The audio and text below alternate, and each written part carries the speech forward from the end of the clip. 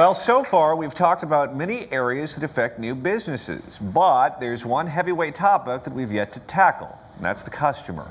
No business succeeds without pleasing its customers. So we want you to meet two entrepreneurs who are great examples of putting customers first. Meet the engineer and the impresario. This one's called How to Market in Today's Economy. So I'll send that to you. Having my own business has been great in terms of lifestyle choices. Both my husband and I run our own shows, and we are able to work from home.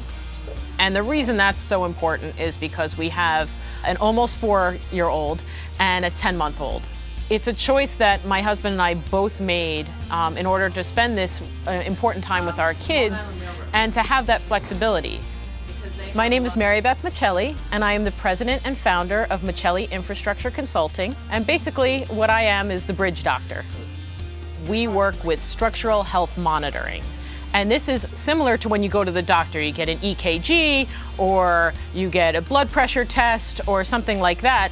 We do that for bridges. And so we tell bridge owners, these are the kind of sensors that you need to use on your bridge to make sure they're healthy.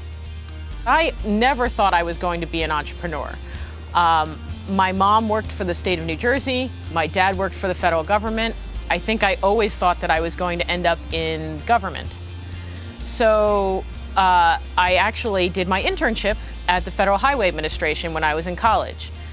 And I realized very quickly that I was not going to work for government. If you have construction workers working on the new site and you're doing pile driving, and if there's any instability in the soil, you'll know right away. After I had been speaking to bridge owners over and over again, they would say, we don't have anybody who can tell us when is the appropriate time to use your technology. I said, well, maybe what we should do is find a company that helps these bridge owners really sort through all the emerging technologies, helps them to decide what's the best sensor to use on their structure for the different problems that they have. Okay, good. So, and just copy me on all those emails. The greatest challenge for when I started the company, for me, was we had just bought a house and we had a 6-month-old. The financial stability of not having a regular paycheck was daunting. Some of the other challenges were trying to get through everything that you need to do as an entrepreneur. So you need to know how to set up your website. You need to go through legal to get it set up in your state and with the federal government. I also had to do accounting, which I can't stand. So I really, I called upon different people in my life who would be able to help me out. You really need to pay attention to the details and really be passionate about what you do, and be passionate about your clients and what they do, so that you can really give 100% of yourself to the projects. Because not only is it important for your clients, but it's also important for yourself to know that you've done everything you can do. Because some things are out of your control, but if you're giving 100%, then the business will find you. I think what we're gonna do is a live Twitter feed. I was frustrated from being in a position where my bosses are trying to keep up with me and not the other way around. And so I knew right then and there it was time to start my own company. I knew that with all the resources on the internet and with no money, there's no better time to start a business, because everything you need is right at your fingertips. How to start your business name, how to register it, how to do all the legal stuff that you need to do. All that stuff is online, so I said, let's do this. My name is Dimple Thacker. I'm the CEO and impresario of Synergy. We're a top-nominated social media marketing agency. What we do is we work with all types of brands, nonprofits, celebrities, small businesses, mom and pop shops, you name it, and we help them with their online presence in social media, which means we help them build their online presence on platforms like Facebook, Twitter, YouTube. So Kevin, what is going on with our clients this week? Bumblebee's Facebook is up 200%. I've noticed that they've had a big spike in traffic since we got on board with them. We do everything from the basics to managing their profile, posting the tweets, writing the Facebook posts, as well as doing a lot of high-level marketing. The stuff that you see big brands like Nike, Coca-Cola, and Pepsi doing on Facebook, we have those same capabilities, except we're a lot more affordable, and we also have the ability to accommodate mom and pop shops. At first, I thought my biggest challenge was competing with the bigger companies, because they had more money, they had more manpower, they had more of everything. But then I realized, what's a big agency have that I don't? So what I realized is it's actually the small business isn't a frightening thing, it's actually an advantage. Being a small business means you can move better and faster than all of the other competitors who have more money and more manpower. Susan G. Komen, LA, is working on a new initiative, Komen Young Professionals. And then we have the event coming up, so you want to just go through that a little bit? I'll work with you to set up the Facebook event page for sure. When I started Synergy, I didn't think we made it until we closed our first client, which took about 6 to 8 months. You have to understand, as an entrepreneur, especially a new entrepreneur and your first time starting a real company, you're not going to be profitable within your first day. You might not even be profitable within your first year. And when you realize these things and you're really realistic about managing your own expectations, you'll realize that the success will come, especially if you're working hard enough. But then right after we closed our first client, there came another one, and then another one, and it just kept growing and growing from there. And this was, your really typical kitchen startup. This was like inside of my apartment, inside of my bedroom, in front of my laptop. And now, we still kind of kept that in our business model, that we're a virtual office space. Everyone who works for us works from their own space, but when we have a meeting with the client, we come to any of our virtual office spaces. We just celebrated 5 years, and we threw the most ridiculous, over-the-top party. I booked flights for everyone in my family, including my little nieces and nephews, and I flew them all out, and they got to see firsthand all of my clients, the way the company represents itself. They got to be a part of the red carpet. You only turn 5 once, and when you do, it's a big accomplishment, it's a big milestone, and you should definitely take the time to celebrate it. Understand that there's going to be a lot of struggles, a lot of ups and downs, but if you work hard enough and you focus and you have your resources and your mentors in place, it'll help you through. And next thing you know, you'll be celebrating 5 years too.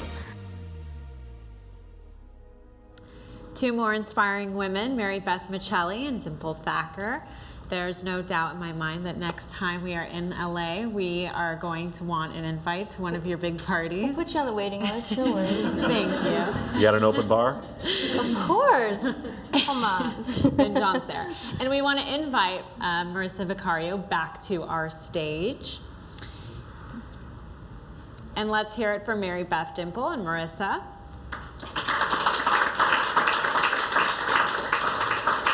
So for our next discussion, we want to boil it all down for our audience into a frank conversation on what works, what doesn't work when building a new business.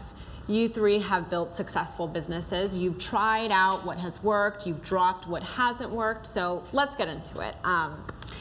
When I first watched that video, the first thing that came to mind, and that really stuck out for me, is you're there on your laptop, trying to do your work, and you have a little baby on your lap, like clawing for your attention. And one of the hot issues this year is sort of trying to find a balance between being a mother and having a family and also having a successful business. How do you do it? Well, I think the first thing is, I can't lie, it's really difficult. It's a 24-hour job. My husband and I made that conscious choice of both working from home so that we could watch our kids as they grow up in these formative years and really be there and be a part of it, see the first steps, see the first words, that sort of thing. And I had a great role model because my mother was a working mom, and she had a great career, but also was there for me all the time.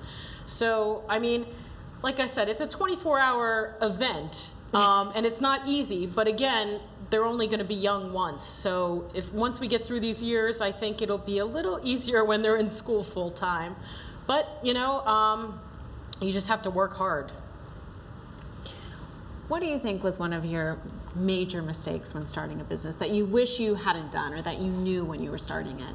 The word mistake, it's a little harsh. I want to say it was maybe just a learning experience. And so I think, my background was in the music industry initially.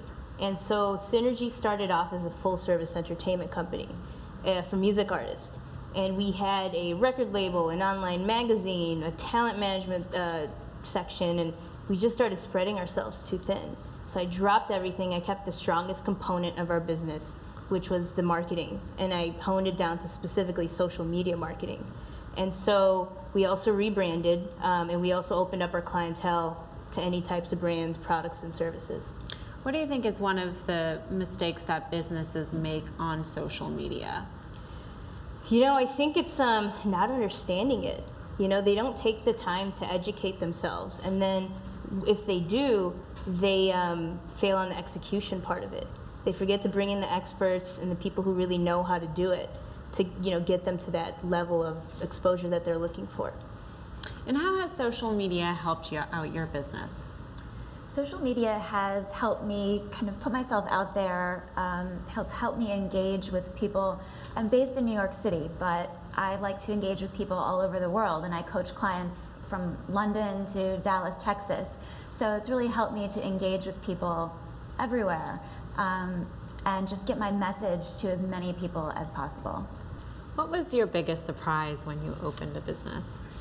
I think the biggest surprise for me when I left the stability of my full-time job was that I was happy. I was really, really happy. I couldn't believe that working on my own schedule. Now I get up and I'm often talking to clients at 4 in the morning, but I'm a morning person, so I can work from 4 till 4 approximately, and then really, you know, work at my pace and do what I love to do, without the drama of an office environment. And that really, I mean, it just made me so happy. And the fact that I got to work at home with my husband, who's really my best friend, I mean, there's nothing better than that, to be able to take a coffee break with your husband and your kids. I mean, that's I think what everybody wants, that balance of home and work life. What about you guys? What was the biggest surprise? There's a couple of things. I think I surprised myself because, you know, from a very young age, you know, teachers immediately start asking you, what do you want to be when you grow up? And people say or kids say an astronaut, a firefighter. But I'm interested to know how many kids say an entrepreneur. You know, and then you fast forward into high school, and it's kind of infiltrated into your mind, like, okay, you have to do good in high school so you get into a good college.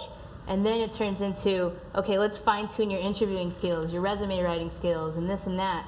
And so you kind of get trained to think, okay, I'm doing all this to go work for someone else. But then when you go through all that education and all those messages that were sent to you, and then you end up starting your own business and just totally turning that whole model upside down, you really surprise yourself with what you can do. And I think the other surprising thing is when you close your first client and you get that first payment in the mail, you're just like, wow, this just happened. So those are probably the most surprising elements from starting my business. For me, it was two things. One was I thought naively when I was first getting my coaching certification that once I completed it, I could just hang my open for business sign outside my door and the customers would come. And that's not the case. You have to market yourself and you have to put yourself out there in ways that you might not be comfortable with or might not have ever done before. So that was my first one. And the second thing is after I left my full-time job, to this day, a lot of people will tell me, wow, that's so brave. And you know, it really made me think. It's because I never considered it brave. I just thought of it as being true to myself. So those were my two biggest surprises.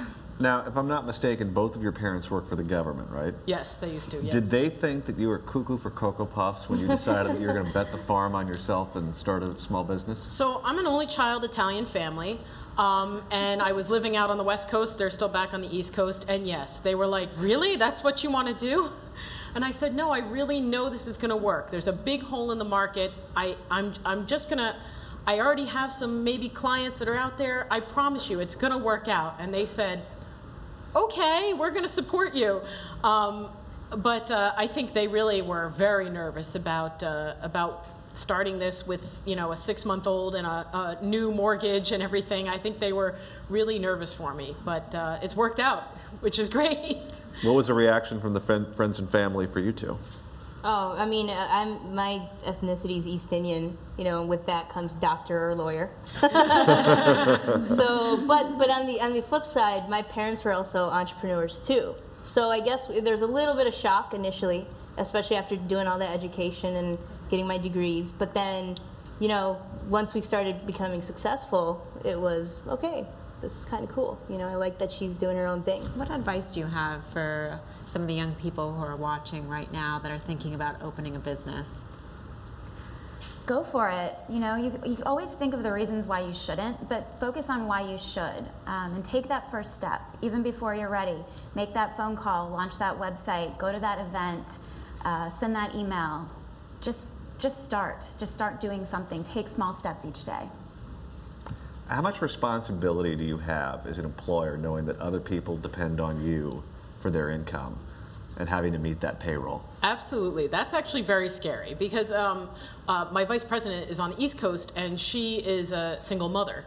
And so for me, you know, that's just always daunting to me. You know, I can't believe I'm responsible for other people's families. But with anything, you know, in my business, it's all about what you make of it. So we're a consulting firm, and I said, you know what, you have the ability to go out there, I will support you financially to go out there and get business and go out there and do what you love so that this can be part of, you know, you can be part of the business as well and take some ownership of the clients. And, you know, to be frank, you know, clients that she brings in, I pay her a higher percentage, you know, on the work that she does. So I try to bring in that entrepreneurial spirit even within the company. Well, thank you so much for joining us today and sharing your stories. I appreciate it. Thank you.